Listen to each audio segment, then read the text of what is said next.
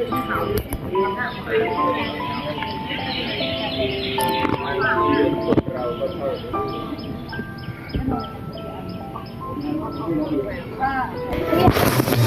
่วงเทศกาลสงกรานต์สถานญาติโยมทั้งหลายได้กล่าวสายในพระบาทพระบิดาเป็นจำนวนมากและถือโอกาสแจ้งข่าวญาติโยมได้ทราบว่าเช้านี้สายหน่อยถือโอกาสให้ศรัทธาสาธุชนทั้งหลายได้ร่วมอนุโมทนาในการสายหน่อยในความเพียรกันโอ้เป็นจะทำบ่อยเลยเอาไว้นะเชิญ